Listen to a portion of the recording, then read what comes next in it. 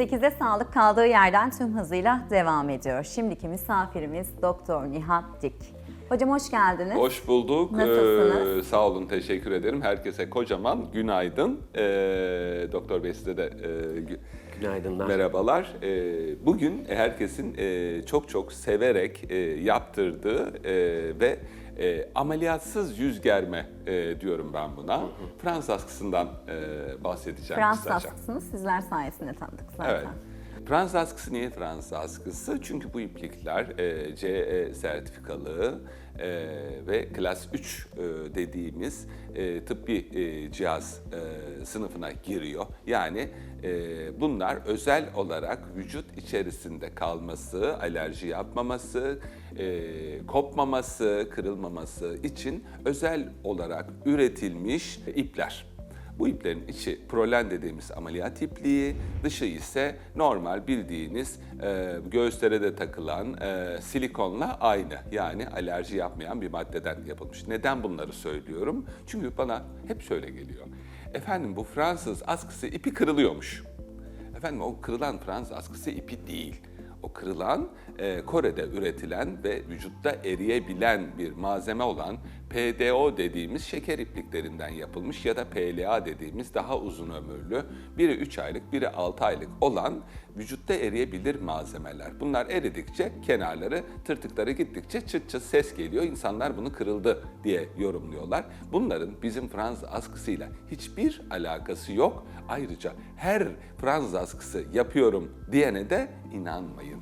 Çünkü işte o şeker iplikleriyle PDO'lar, PLA'lar falan vücutta eriyebilir iplerle yapılan işleme Fransız askısının dayanıklığı, gücü ve yapıldıktan sonraki güzel aldığınız sonucu kıskanan insanların kendi yaptıkları işi Fransız askısına yakıştırmalarından kaynaklanıyor. Aslında Fransız askısı yapmıyorlar. Yapmıyorlar çünkü ben görüyorum zaman zaman böyle sosyal medyada efendim 6 çift Fransız askısı bilmem kaç para. Böyle şey mi olur? Böyle bir şey olmaz. Bu yapılan iş Fransız askısı değil. Bu yapılan iş kokla 3 aylığına 6 aylığına geçici bir yöntem yüze askılama. Çünkü Fransız askısının ömrü 5 yıl. Yani bu endoskopik orta yüz germe ameliyatının birebir aldığınız sonucun aynısı ve süre olarak da aynı. 5 yıl garantili bir iş. Tabii eğer Fransız askısı, patentli Fransız askısı tekniğiyle yapılırsa. Çünkü teknik de önemli, sırf ip değil. Yani bir malzeme var, bir doktor var, hasta var. Şimdi ben bu iple alıp yaparsam Fransız askısı mı oluyor her yapan? Hayır, olmuyor. Onun özel bir tekniği var, benim kendim geliştirdiğim. Bu teknikle yapıldığı zaman ve o malzeme kullanıldığında, bu teknik kullanıldığında o zaman Fransız askısı oluyor ve o zaman 5 yıl garantili oluyor. Normalde dünyanın her yerinde Fransız askısı ipleriyle yapılan işlemlerde ömür 2 yıldır. Yani 2 yıl ömrü vardır. 2 yıl sonra bırakır.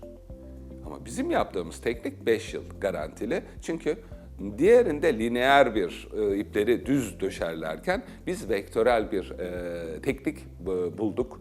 Ve bu vektörel tekniği uyguluyoruz. Onun için dünyanın her yerinden, Fransa'dan bile Türkiye'ye insanlar Fransız askısı yaptırmaya geliyorlar İstanbul'a. Peki hocam bu işlem sonrasında böyle ciltte dalgalanma veya iplerin görünebilir olması, hissedilebilir olması gibi Evet, problemler bunlar var mı? olabiliyorlar. Şöyle söyleyeyim bu konuda. Yani amatör, acemi bir el yaparsa evet ipin trasesi, silüeti dışarıdan baktığınızda belli olur.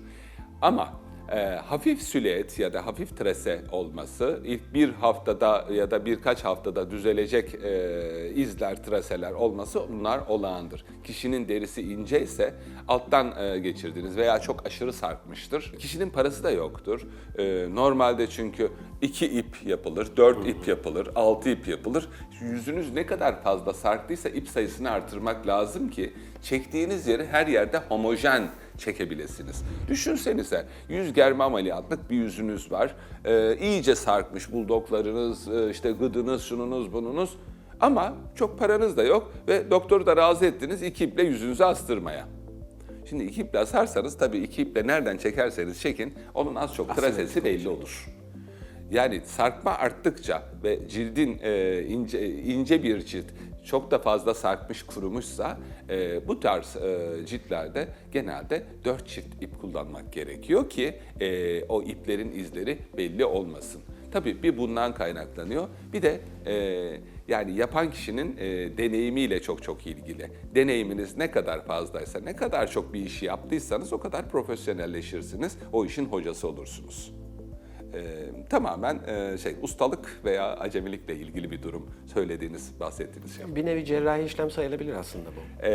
Ama muayenehanelerde yapılan, şimdi cerrahi işlem deyince ameliyathanede yapmak gerekiyor. Ufak bir lipom almakla yani kocaman bir ameliyat yapmak ikisi aynı olmaz. Yapılan işlem ikisinde de ikisinde de neşter kullanırsınız, dikersiniz. Birinde 2 dikiş atarsınız, birinde 200 dikiş atarsınız.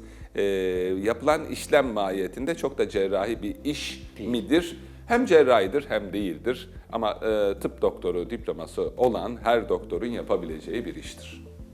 Evet. Hocam Fransız askısı vücudun hangi noktalarında yapılabiliyor ve ömrü yapılan bölgeye göre değişiyor mu? Değişir. Kalıcılık ömrü. Tabii ki değişir. Kaş askılamada kullanılabilir, yanak askılamada kullanılabilir ve boyun ve dekolte bölgesini asmada kullanılır. Bir de bu Fransız askısının body dediğimiz daha kalın tırtıklı ipleri var.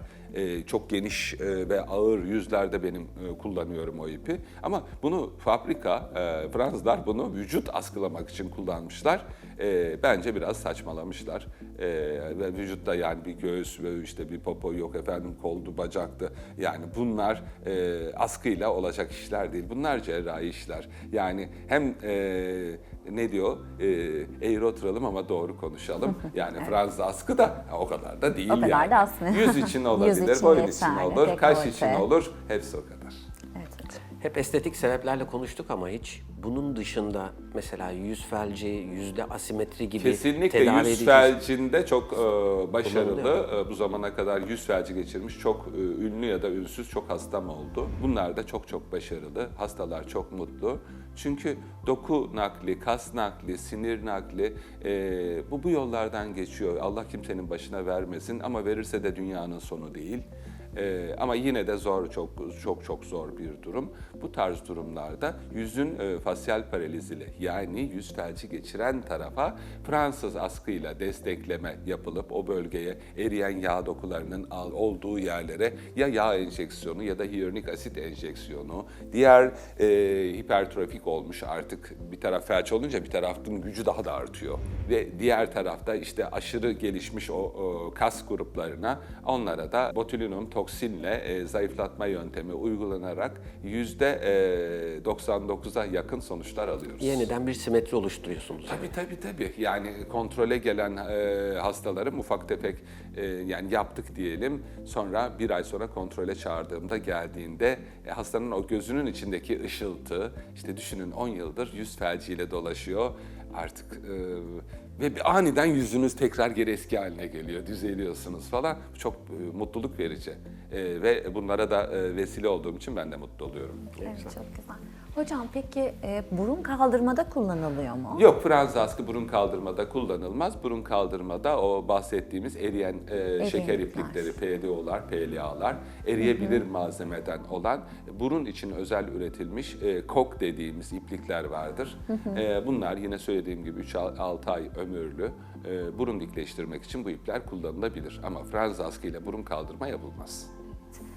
Az önce felç kısmından bahsettik yani sağ sol simetriyi sağlamak için hepimiz yani ben de en fazla mesela sola yatıyorum. Sol tarafımda göz kapağı biraz bir tık daha düşük. İlerleyen yaşlarda büyük bir ihtimal sağ tarafı fazla ince için. O zaman tek taraflı bir kaş kaldırma olabilir. Tek taraflı da yapılabilir, çift taraflı da yapılabilir. Siz ne isterseniz o. Yani felçli yüzü düzelten bir Fransız askısı ufacık ayarlarda mı göz kapağını olmayacak? Hani onlara Fransız askı bile yapıyoruz. Ufak tefek botoksla, şununla bununla, dolguyla o işler yapılıyor. Fransız askı yapacağımız kişilerin yüzlerindeki yani aynaya baktığında şu buldokları göreceksiniz. Ya da işte kaşlarınız çok düşük olacak. Elinize şöyle tuttuğunuzda bakın efendim aynaya geçin bakın elinizde şöyle tutun.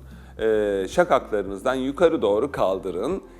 işte baktığınızda aynada eğer bu yüzü beğeniyorsanız bu şekilde işte Fransız askıyla 5 yıllığına belki de daha uzun, minimum 5 yıl, daha uzun bir süre yüzünüzü ameliyatsız, dikişsiz, neştersiz, narkozsuz bir yarım saat içerisinde, belki de 15 dakika içerisinde o elinizle şu şekilde getirdiğiniz hale getirmek Fransız askısıyla mümkün. Günlük hayatını da aksatan bir şey yok kişinin. Doğru sonrasında- değil mi? Yani küçük bandajla çıkıyor Evet, zannedersem. Fransız askı sonrasında tabii o gün bir operasyon geçirdiniz sonuçta. O gün dinlenin ama ertesi gün işinize gidebilirsiniz. Çok teşekkür Yani ederim. şey değil, çünkü bu bir ameliyat değil, bu büyük bir operasyon değil. Operasyon mu diye sormuştu hocam. Yani çok büyük öyle bir operasyon olsa ertesi gün işe gidemezdiniz. Evet, kesinlikle. Bir gün yeterli diyoruz isteyen. Bir gün yeterli. Evet. Hocam çok Teşekkür teşekkür ederiz. ederiz. Sağ Ben olun. teşekkür ederim. Bir Fransız askı daha konuşmuş olduk herkese. Kesinlikle, çok da Tekrardan güzel güzel bir oldu. gün diliyorum. 8'e sağlık kaldığı yerden tüm hızıyla devam ediyor.